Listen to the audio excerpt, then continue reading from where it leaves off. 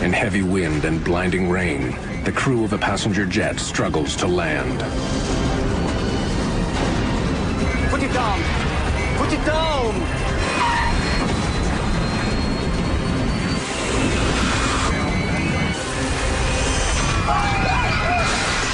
A terrifying crash leads to a desperate fight to survive. The only thing that matters to me now is to get my daughter Emily and protect her as we blow up. But we just knew that there were so many passengers in that plane that had not gotten out.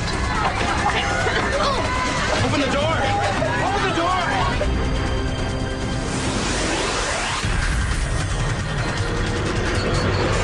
Mayday, Mayday.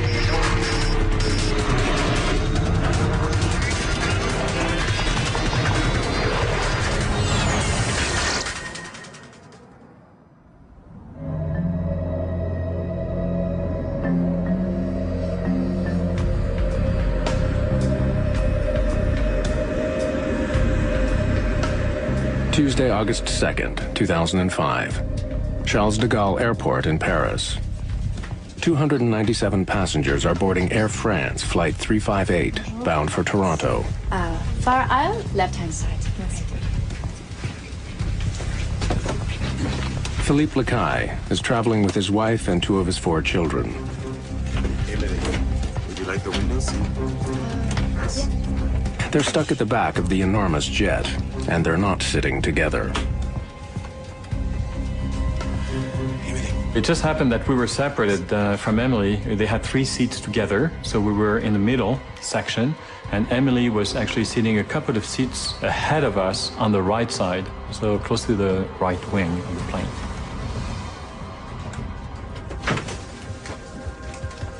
For Joanne Cordry Bundock, this is another leg in a long trip home from Asia. I rerouted myself in the last 2 days before the flight from Bangkok through Paris to come directly to Toronto.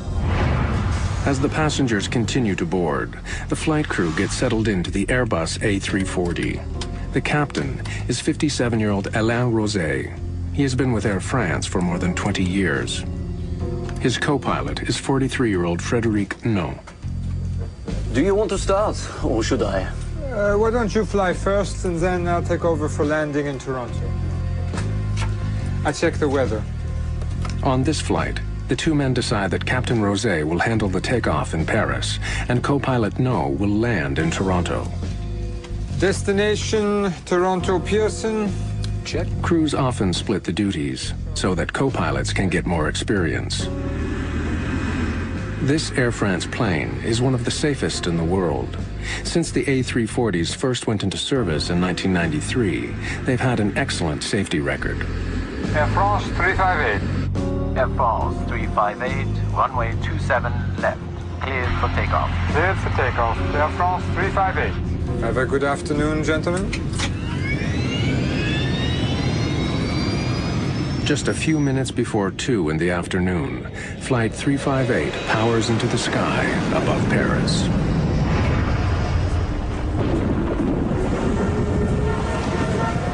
Toronto may be several thousand kilometers away, but the friends and family of those on board Flight 358 are already making plans to meet the plane when it arrives. Huh? Audrey, I won't forget. I'll make sure to pick up Mom and Dad. No, I won't forget the 2 brats either. I'll get them all. It just happened that Julian, our son, was going to spend the summer in Toronto and was available to pick us up. Sis, I'll give you a call as soon as I get in. Don't worry. I got it covered. Okay?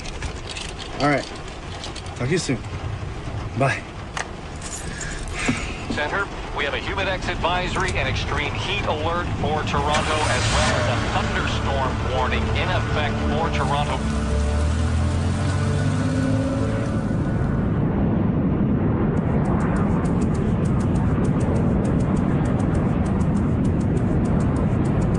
A regular flight from Paris to Toronto takes about 8 hours.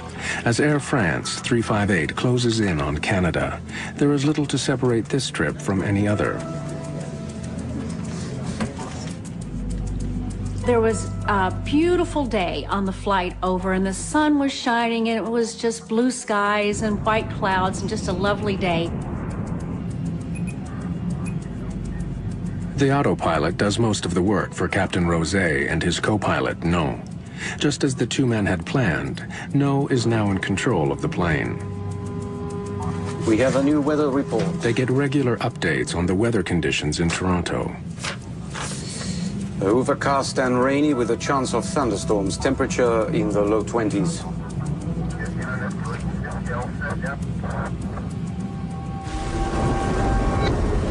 At Toronto's International Airport, the thunderstorms are already rolling through.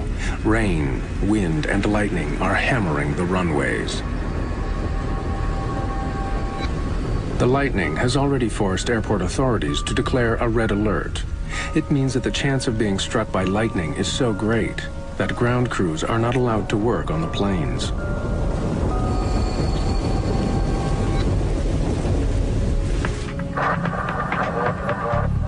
Just as Flight 358 closes in on Toronto, it's put into a holding pattern. The weather isn't getting any better. There's going to be a little delay. Air France 358, so Roger on delay.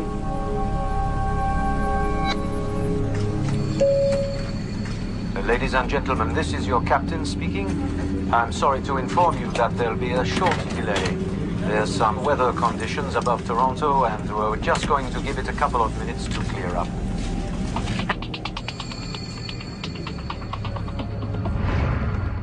The crew enters their holding pattern northeast of Toronto. Their alternate airport is almost 300 kilometers away in Ottawa. At the moment, the plane has about 7,500 kilograms of fuel in its tanks, more than enough to get them there. Flying almost 300 passengers to Ottawa would be a logistical nightmare. But the crew can't circle for too long with the fuel they have. If the delay continues, they'll have no choice but to divert. Air France, Toronto arrival. Your hold is now canceled. You are cleared for a Wasi 2 arrival. Maintain 5,000 feet. Air France 358, Roger on cancellation of hold. Cleared for Wasi 2 arrival and maintain 5,000. Today, though, the delay isn't long at all. Although the storm continues to thunder down near the airport, the crew is put into their landing sequence.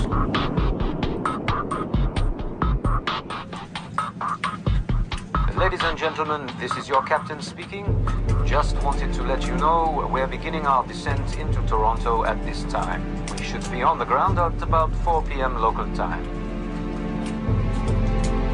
Usually when they say 45 minutes, it's to be nice. Usually it's like an hour and a half. This time it was like 20 minutes. 20 minutes later, they said, okay, well, now we're going to go down, prepare, for the landing. With co-pilot Frédéric No at the controls, the plane begins its descent into the storm. Air France 358, reducing speed to 190 knots. No isn't prepared for what he's about to face. The storm has a savage surprise in store for everyone on board.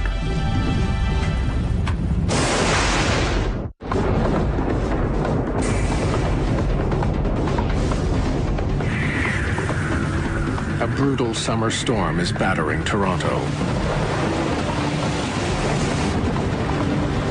Winds and lightning are hammering the airport, making it tense for incoming planes. After a short hold, Air France Flight 358, with 297 passengers aboard, begins its descent. Flaps 2. Flaps 2. F-speed. Gear down. Landing gear down. Spoilers armed. 4 green. Landing gear down. Spoilers armed. 4 green.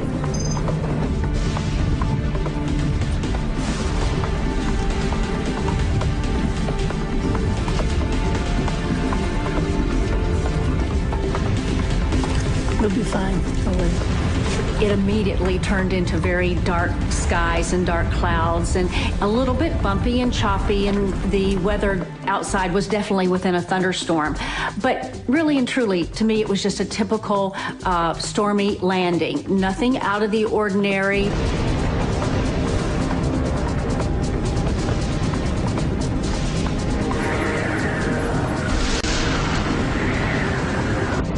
France 358, slow your final approach speed. Air France Co-pilot Frédéric No has the plane in position. He's moments from landing. Air France 358, roger. Flaps to full. Flaps full.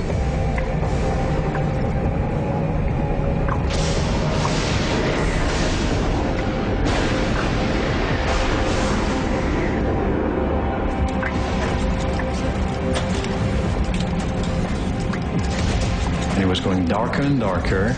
We were like in the middle of hundreds and hundreds of lightnings. Like every second we had lightnings all around us. So people were getting nervous, quite nervous. I was getting nervous. Ahead of the Air France flight, 2 other planes have just touched down on the same runway 358 is heading for. Air France 358, this is Toronto Tower. Toronto Tower, Air France 358, go ahead. You are cleared to land runway 24 left. Be advised, the preceding aircraft reports braking action is poor, and they estimate the surface winds near the runway as 290 degrees at 15 to 20 knots. Braking poor, 15 knots, gust to 20. Air France 358, thank you. The crew is being sent to runway 24L, which will allow them to land into the wind. It also happens to be the closest runway to the city's biggest freeway, which is gearing up to handle the evening rush hour traffic.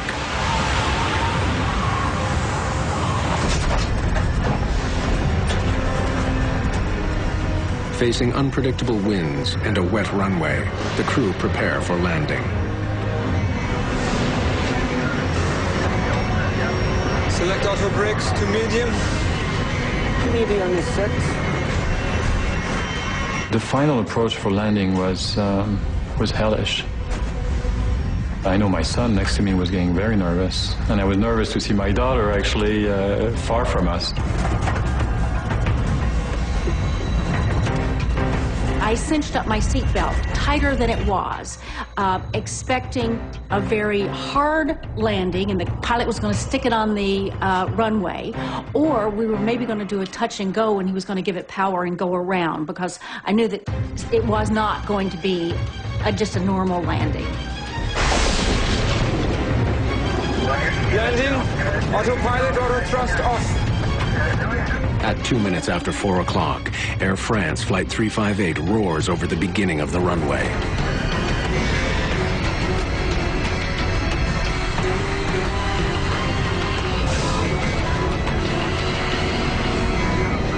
Put it down. Put it down.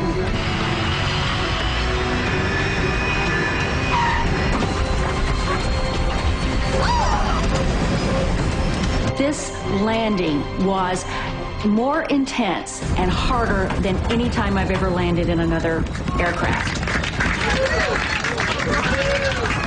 It's a very difficult landing, and everyone started clapping, and even a lady who sitting next to me, I remember very clearly, she said, you know, wow, that was an amazing landing.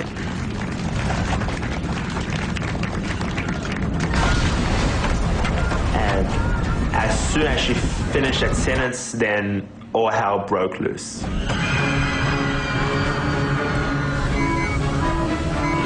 We started the plane started violently going up and down, and it felt like we were going 100 miles an hour down a road filled with potholes that were about 3 feet deep.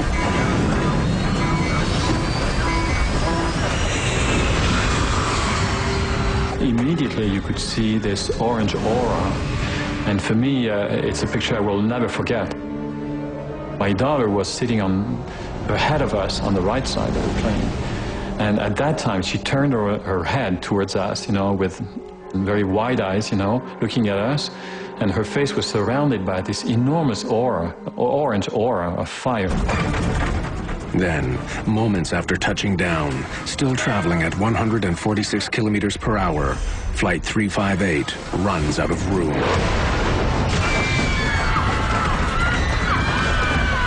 At that point that I believed that we were all going to die. It was obvious that no one can survive this kind of thing. I thought this was it.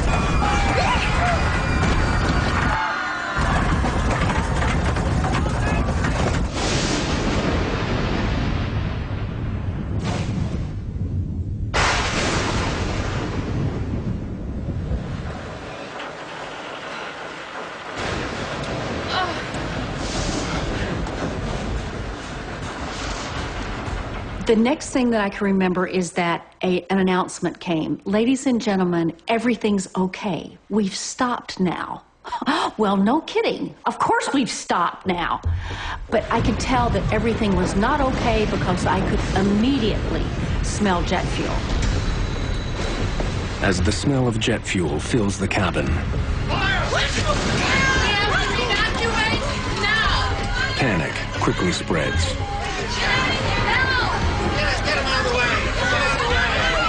Everybody was expecting the plane to blow up. It was obvious. Smoke and flames are spreading quickly. Now, it's a desperate struggle to escape.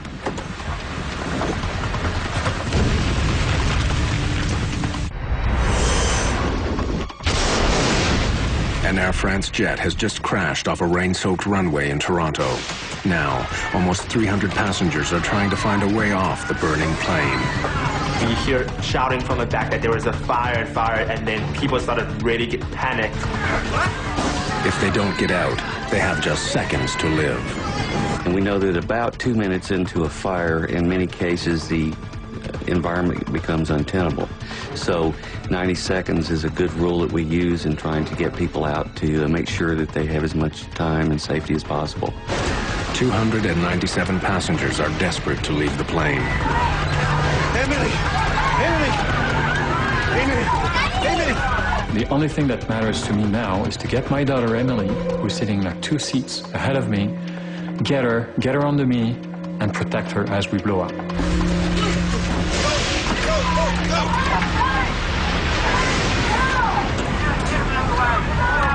Am I going to try to get my luggage, my laptop? And then I thought to myself, what if I would die trying to get my laptop? I just said, okay, I've got to get out. I've got to get out.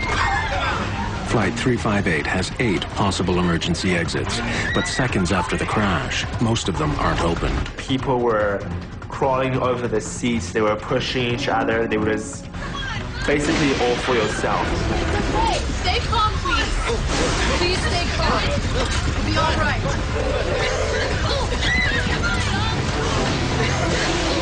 Open the door! Open the door!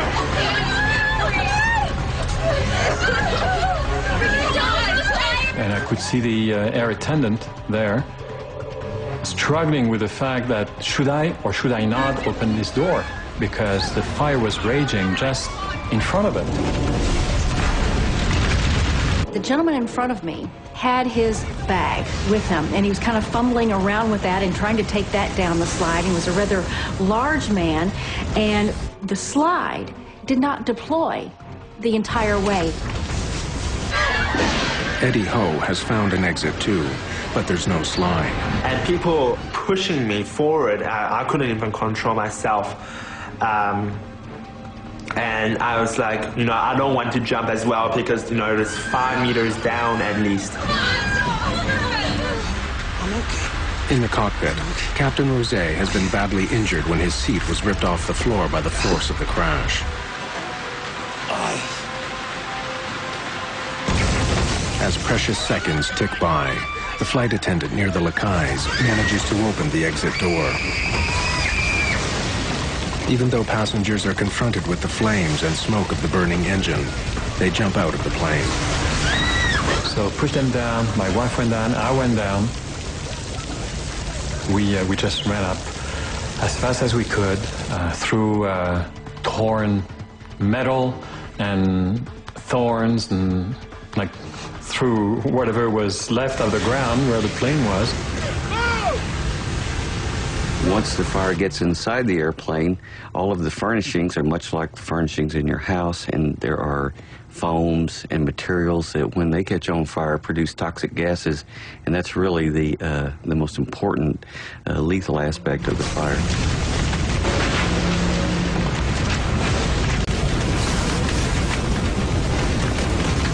Basically, you just had to jump. So what I did was, I prayed quickly and I closed my eyes and jumped.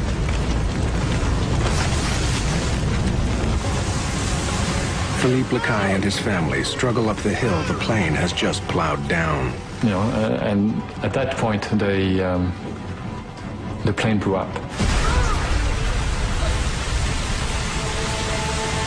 once, twice, 3 times. So you could feel and hear this enormous explosion actually taking place. On the first one, I looked at the first one because I just couldn't believe my eyes. You know, I could see, I think, pieces of luggage, things flying up in the air. You know. And of course, at that time, I figured, oh my God, you know, that could have been us. You know. We had a perfect view of the airplane and see this black smoke coming out the side of the airplane, and the yellow and the orange and the red flames shooting out. We were fine, but we just knew that there were so many passengers in that plane that had not gotten out.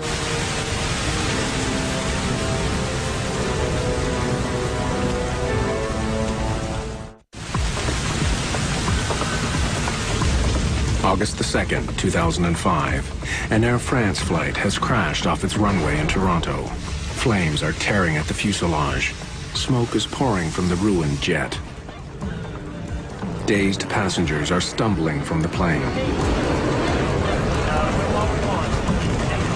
Passengers that were coming up, again, were very rain-soaked and muddy from coming up the hill.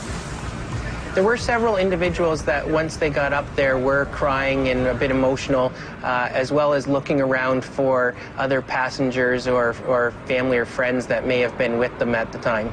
About 35 minutes ago, a plane ran off the runway at Toronto's Pearson Airport. Footage of the crash quickly appears on local TV stations. Philippe Lacai's daughter, Audrey, is one of the many people shocked by the pictures. She turned on her TV, and here we go. There was the Air France crash right here, live in front of her, you know, burning, exploding right in front of her eyes. 250 people on board. We have not had any reason to make a statement yet as to whether anybody has survived or escaped. Philippe Lacai's son, Julien, is waiting for his father at the airport. He has no idea what has just happened to the Air France flight. What? What do you mean, where am I? I'm at the airport waiting for Mom and Dad, like... You... What? So Julien didn't know anything, and he was there at the airport. And she says, well, you know what? I think you're going to have to wait a long time because the airplane just crashed. One of the busiest highways in North America borders the airport. Just before rush hour, it's packed with thousands of vehicles. Drivers slow down, captivated by the terrifying sight of the burning plane.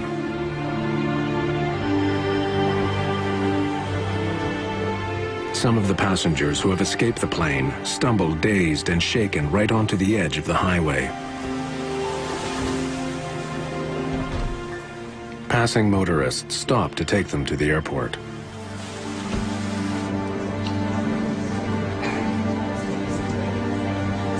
At this point, there was only about 25 or 30 people with me in the airport. And here, you're also beginning to think, is this all there is? As people are brought in, officials struggle to account for all the passengers and crew. They were totally disorganized. There's no announcements being made. There's nothing of any kind of organization, and you're in this little crowded area with all the irate passengers waiting to be processed. Some people even said, you know, the first disaster was the plane crash, and the second disaster is exactly how it was handled afterwards. Relatives wait desperately for any news.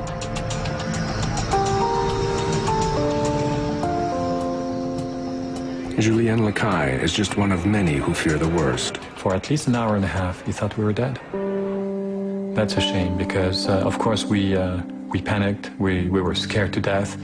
But the families that were waiting for the passengers, they were even more scared because it lasted much longer. They really believed deep down that their family members were dead. Finally, hours after the crash, passengers who have waiting family members are reunited. Julien! Oh, you okay? Oh, my God! We're okay. How did you... We finally met up with Julian. It was 11 o'clock at night. It was, you know, God, we're so lucky. We're so lucky. We're alive, you know. It's hard to explain, but it's like you're giving a second chance, you know. Here's my son, you know. Maybe I didn't tell him I loved him, you know, when I left for France. Now it's time to say it right away. It was a very nice moment. A very, very deep moment. It's just one of dozens of reunions. It takes hours to confirm, but by early evening, Air France and the local airport authorities make the incredible announcement. Every single passenger and all the members of the crew of Flight 358 have escaped the burning wreckage of their plane.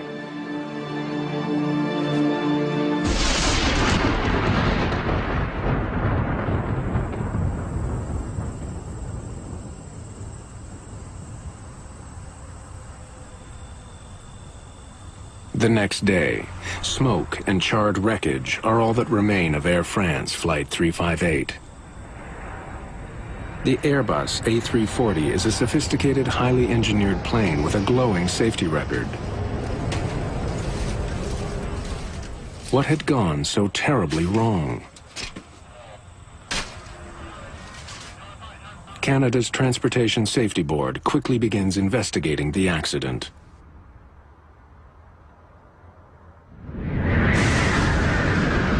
Landing, autopilot auto thrust off.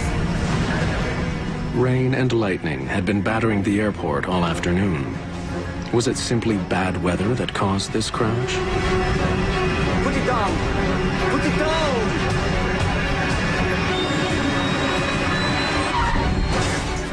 Neither the pilot nor the co-pilot have spoken publicly about the crash. We have to evacuate now! Citing lawsuits that were filed soon after, Air France has kept all of its employees who were on the plane from speaking to the media. But former Air France trainer Hervé Labarthe has spoken to Captain Rosé.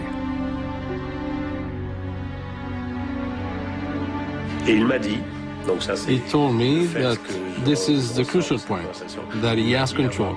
More specifically, informed control that he had reached the point where he would have to consider diverting. What he told me is that control informed him that they would soon open the runway.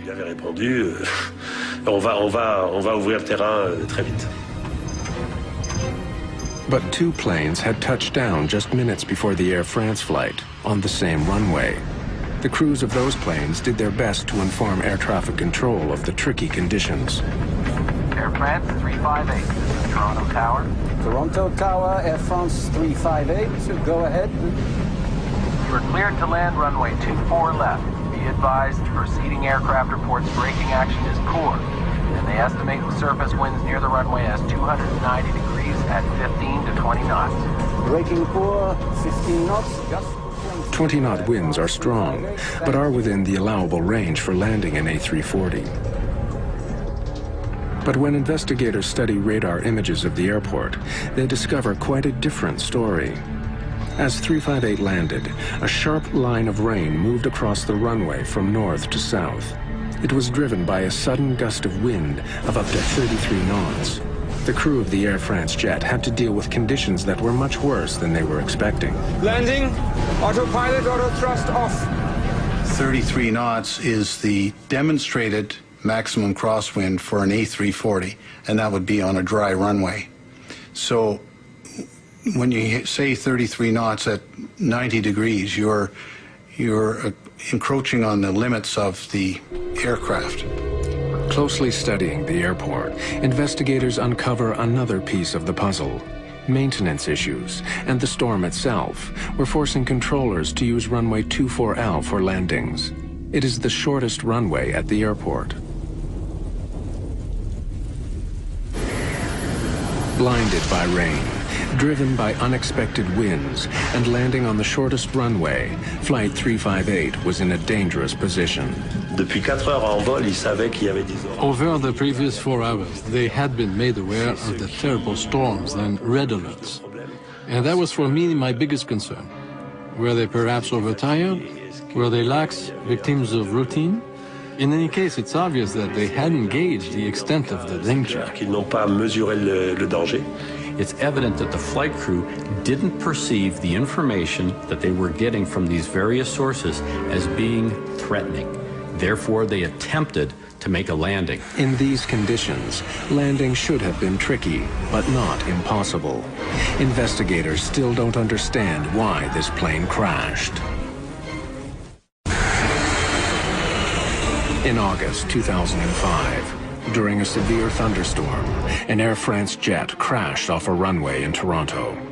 To try to understand the crash better, investigators turned to the past. In 1999, an eerily similar accident took place in Little Rock, Arkansas. Struggling with unpredictable weather, the crew of an American Airlines jet landed their plane, only to have it skid off the runway. 11 people were killed. Greg Feith helped investigate that crash. One of the first things that I thought about was déjà vu. Having the first bits of information about the Air France accident, it reminded me so much of the American Airlines accident. In the Little Rock crash, Feith discovered that the crew had made a critical mistake which contributed significantly to the accident. They hadn't followed all of the checklist procedures, and they didn't have the ground spoilers armed, which basically degrades the efficiency of lift on the wing and settles the airplane heavily on the main wheels so that braking action is more effective. Spoilers are only one of several ways pilots stop their massive planes.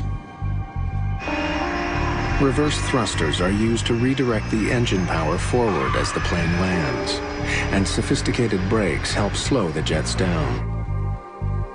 To rule out any mechanical fault, all three systems are examined by investigators of the Air France crash. One of the brakes on Flight 358 was destroyed in the fire, but the other brakes are all tested after the accident. All of them are working properly. Flaps 2.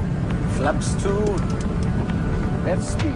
Investigators in Toronto also discover that, unlike in the Little Rock crash, this time the spoilers were used properly. Landing gear down, spoilers armed, 4 green.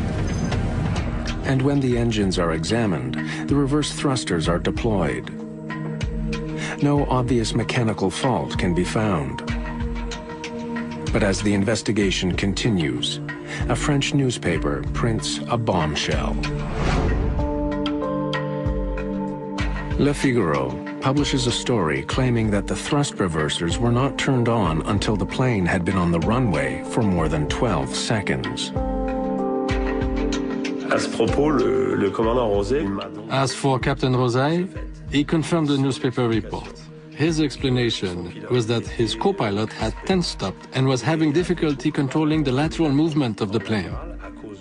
No doubt because of the strong crosswinds and because the runway was so slippery, his hand was clamped tightly on the throttle release lever, which prevented the captain from reaching it himself. So the reverse thrusters could not be activated. Shortly after the newspaper story appears, investigators publish their initial report. It confirms Le Figaro's version of events. Canada's Transportation Safety Board reveals that, while the thrusters were found in their on position at the crash site, they had not been deployed as soon as the plane landed. In fact, it took 17 seconds before they reached maximum power.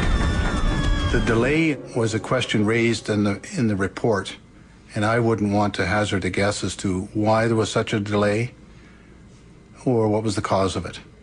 I just know that pilots, as a rule, want to get those reversers in as quickly as possible for maximum stopping.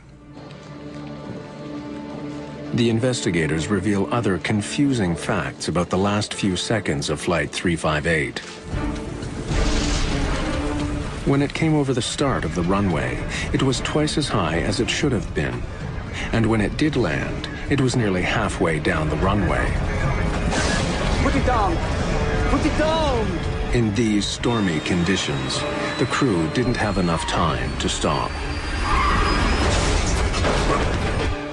Once they found that the airplane had floated down the runway, the pilot has to make the decision whether we stay on the ground and try to salvage this bad situation, or we abort the landing, power up, pull up, and go around, get our stuff together, and then come back for a second landing. But decisions in a cockpit are joint decisions. The captain and the first officer work together. If the captain sees that landing will be difficult, he must open throttle and go through abort landing procedures. That's his duty.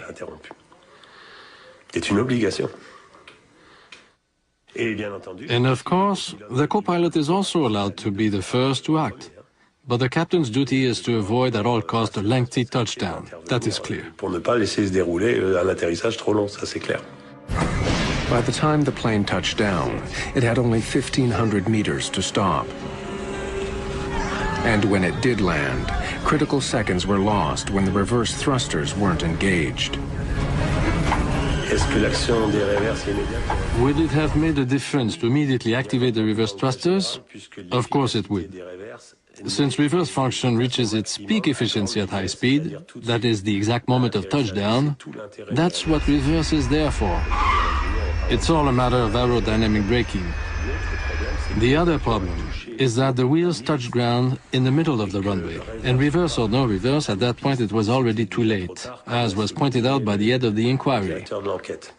That being said, if the reverse thrusters had been activated immediately, the plane would have come to a stop more quickly. In heavy storms, the margin for error is razor thin. On this rain-filled afternoon, sudden wind, a long landing, and a short runway sealed the fate of everyone on board Flight 358.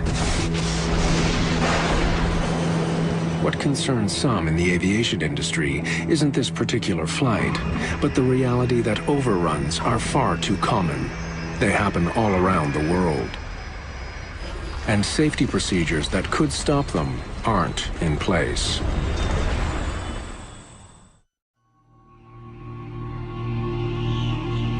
In August 2005, Air France Flight 358 crashed off the end of a runway in Toronto. It was a horrifying incident, yet amazingly, everyone survived. But Flight 358 wasn't the only jet to go off the end of a runway that year. Worldwide, there were 37 other runway overruns. And the causes of all these accidents were remarkably similar. There are a number of causal factors that occur again and again in runway overrun accidents. The weather conditions, the state of the runway surface. It can be wet, it can be icy, it can have snow on it. Speed in excess of a normal approach speed for the aircraft that does not then bleed off as the aircraft attempts to land. And these factors occur again and again in runway overrun accidents. Unlike the crash at Toronto, some overruns are deadly. This Southwest Airlines flight in Chicago slid off its runway several months after the Air France crash. A small child was killed in a car that was driving on the nearby highway. Many older airports, in particular in big cities which have expanded out towards the airport in the course of their growth, are constrained in the area that they can use for overruns. You have to consider what happens when the runway is contaminated. Snow, ice, standing water. That will degrade the stopping performance of the airplane. Add to that a tailwind component, which was existent at the time that Air France landed. That, in combination with the contaminated runway, can jeopardize the landing performance and in fact increase it probably by 50%. The International Civil Aviation Organization recommends that every airport have a 300-meter safety zone at the end of runways that handle international planes. Canadian standards are a little less strict. They call for a 60-meter overrun area and recommend another 90 meters on top of that. Runway 24L meets the low end of those recommendations. There was another runway overrun accident to the runway in Toronto, which was very closely aligned with the runway that is there at the moment, in 1978, when a DC-9, an Air Canada DC-9, rejected a takeoff and ran into the ravine. Well, the plane started to brake and then there was just nothing, and then we dropped over the edge. There was about a 50-foot drop, I guess, at the end of the runway. We just went over the top, and then there was a heck of a bang, and people and seats all over the place. 2 people died in the 1978 accident. A coroner's inquest after the crash recommended that the gully be filled in, but it never was. It's a steep ravine. It has about a 50-foot drop-off, and when you take a large, complicated and fragile piece of machinery, like a commercial aircraft, and you drop it 50 feet, then it tends to break. There is a possible solution to runway overruns, but it's not being used in Toronto or many other international airports. It's called EMAS, or Engineered Material Arresting Systems. It's a form of artificial stone or artificial gravel, which has a certain depth. And anybody who's ridden a bicycle into a gravel pit knows that a bicycle stops very quickly, and it can be almost impossible to pedal it out. And the same thing happens to airplanes. Several airports in the U.S. use the system, but most international airports do not. It's very much more effective than friction braking, and it's certainly incomparably more effective than thrust reverse and spoilers. And any one of these systems, when properly engineered, can stop a large airplane, no matter what the runway surface conditions, in a very short distance. We have to evacuate now! But one vital air safety guideline was met when Flight 358 crashed. In spite of the smoke and the spreading fire, the crew of the crippled plane made sure that all the passengers escaped in just 90 seconds. It's just a miracle that all of those people were able to evacuate the airplane as quickly as they did before the airplane was consumed. The Air France flight was particularly noteworthy in that everybody got out, essentially unscathed. I know there were some injuries, but everyone got out. So I think it was noteworthy, and it was very good evacuation from that perspective. Captain Alain Rosé may never fly for Air France again. His injuries required extensive physical therapy after the crash. At the time, he was less than 3 years from retirement. Every morning, Captain Rosé relives the experience, coming face to face with the flames, the noise, the crash. And it made him sad to end his career on that note, having destroyed his plane. That's the worst possible fate for a pilot, the worst outcome. The co-pilot, Frédéric No, was suspended for 3 months after the accident. But by early 2006, he was back on duty with Air France. There are reports that after he helped Captain Rosé out of the cockpit, he was the last person off the plane.